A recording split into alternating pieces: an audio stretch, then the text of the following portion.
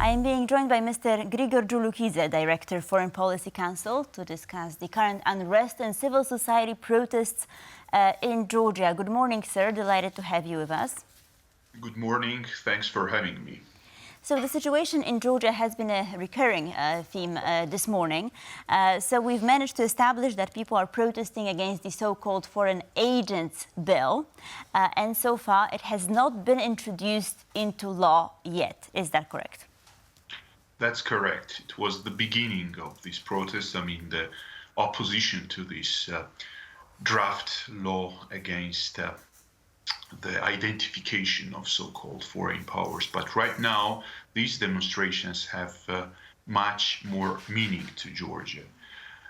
What I mean? I mean the statement of the honorary head of the Georgian Dream Party, Bizina Ivanishvili, who declared indirectly that Georgia is going to change its foreign policy orientation and it will turn towards Russia. And this draft bill about the foreign influences has right now a symbolic meaning for Georgians, because right now we understand that this legislative initiative is just a mechanism to achieve this goal from the government to turn Georgia into Russia subordinated state, which is completely unacceptable for Georgians. And this is not the protest of civil society anymore, because more than 120,000 Georgians gathered on April 30 on Rustaveli Avenue, which was the response to the intention of Georgia to change its foreign policy vector. And this is the mass protest. And on the first line of the wave of this protest, we can notice the students, youngsters, pupils. And that's a massive protest, not a protest of civil society anymore. Right, sir. Just speaking of youngsters, Lazare Grigoriadis. I mean, he has just been pardoned by President Zurabishvili, if I'm not mistaken. But he was arrested during a similar protest that already took place in 2023, right? And then people managed to somehow stop this law. So why is it coming back? And I mean, how is it possible that it's coming back? And is it possible to, accomplish the same thing this time, right? The government promised back in March 2023 that the issue is closed and this law would not have been reintroduced anymore. But we see a completely different reality. The law is similar, is very, let's say, close to the Russian version of the law. For example, I'd like to remind you the Chapter 8, Article 8 of this law, according to which the Ministry of Justice is able to limit organizations' activities on the basis of anonymous letter and on the basis of so-called reasonable doubts.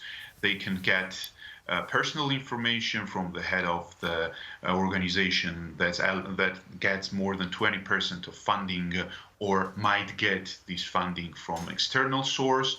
And that's why we can say that this is an attempt to undermine Georgia's Euro-Atlantic aspirations. The Georgian government has been already warned by the US, the EU, that it will be a catastrophic decision for countries' foreign policy. It might cause the geopolitical isolation of Georgia, but we see that the government doesn't care. And the only part that prizes this legislative initiative is Russia, including Sergei Lavrov, Dmitry Peskov, Dmitry Medvedev, and Alexander Dugin, which quite well illustrates the situation and the danger that Georgia is under.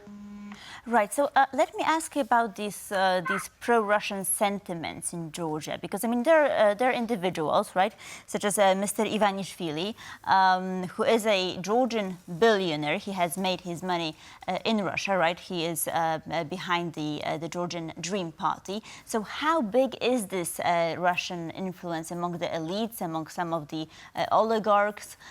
What are the people fighting against, right? Because it's not only a political party, that Georgian Dream Party, right? There's this whole establishment around it. The Russian influence is growing, especially since the outbreak of the full-scale war against Ukraine.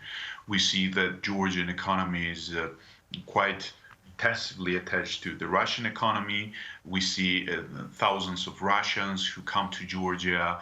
We see this growing, let's say, mobility between Georgian and Russian airlines and companies. And from this point of view, this tendency is alarming for Georgia. But, you know, Georgia is not Belarus. That's the miscalculation of Bidzina Ivanishvili. Georgia is not Russia, so you cannot easily establish a dictatorship there, because first of all, this is a small nation. This is a nation that is extremely pro-Western. More than 80% of Georgians want to be the part of the European Union and the NATO, and that's why the Russian methods do not work here. I'm watching the current situation in Georgia and find many similarities with the methods applied by Russians in Ukraine back in 2014, and the methods are identical. The Kremlin playbook might work in Belarus, in Russia, but let's say establishing the dictatorship regime here is less probable. The only advantage right now that has the ruling team is the support of police. But I do not know if this support is limitless, because I see that the political temperature is rising. The chances of compromise equals zero right now, because the government declares that they will, without any doubts, adopt this law fully, and the mass of Georgians, the huge part of the society is against of this legislative initiative and the change and the shift in this foreign policy. That's why I have no understanding of the future. I do not know what's going to happen, because this is the most unpredictable weeks in the history of modern Georgia, and unfortunately I see quite black scenarios here, because if Georgia becomes a Russia subordinated state at the end of the year, most likely we'll get something like very similar to Belarus in case of Georgia. If not, Georgia has every chance to, let's say, enlarge its European integration process. Right, because I mean, Georgia has been in this constant fight against Russia since 2008, one could say, right? And of course, the Russians are using similar methods in Moldova, right, with Transnistria and so on. So they're trying to expand their sphere of influence. But what I wanted to ask you about is that Georgia was initially planning to start their application for the admission to the EU in 2004, I believe, in 2024, in this year, right? But because of the invasion, the Russian invasion on Ukraine, this has been sped up. So my question is, Ukraine is getting this preferential treatment because of the war, right, and the situation, and a fast-track access to the EU. Do you think that Georgia could count on something similar, on the EU to extend, some form of a helping hand, some form of a, political support, to Georgia in order to limit the Russian expansion of the Russian sphere of influence? Sure, theoretically, Georgia can, as Moldova does, but under this law, under this legislation, under the decisions of the ruling team, which have catastrophic influence on Georgia, because the strategic partners the closest ally and the most ardent supporters of this Eastern European country have already started to sanction the leadership of the Georgian Dream Party and the government and Bidzina Ivanishvili. And in this scenario, any type and any kind of normalization of relations with the European Union, further advancement in terms of the European integration is completely impossible. That's the problem, that government deliberately is sabotaging and undermining this process. They quite well understand that it is a catastrophic signal and it will lead to the isolation of Georgia. And look at the map where Georgia is situated on. It is not the neighbor of Luxembourg or, for example, Norway. It is located in a very complex and complicated geopolitical area. We do not share common borders with the European Union. And from this point of view, the Russian Federation has much more advantages here than the West, because it has direct contact with Georgia, geographical. More than 20% and 20% of the territories of Georgia are under Russian occupation. And it means that the European Union is the only mechanism to flee the Russian influence. If this window of opportunity is closed, most likely Georgia will be fully subordinated state to Russia. And Bidzina Ivanishvili, during his speech on April 29, declared about his intentions to eliminate the representatives of the collective opposition, including NGOs, independent media, and the representatives of Global War Party. We have no idea what this term means. Global War Party, according to the government propaganda, it's a party that is responsible for the organization of riots and wars across the world. And this pseudo-world, Global World Party is interested in opening the second front in Georgia. And we hear the narratives like that. Right. And that's the picture how Georgia might work or look like in the near future if this law is fully adopted. This protest is suppressed by the government, because once this law is applied to reality, the upcoming parliamentary elections will become just a procedure of re-electing the ruling team, because they will be able to shut down media on the basis of anonymous letter, non-governmental organizations, and of course that's only beginning, because legislation can be constructed on this not controversial but scandalous law, which will fully eliminate already quite vulnerable Georgian democracy and freedom.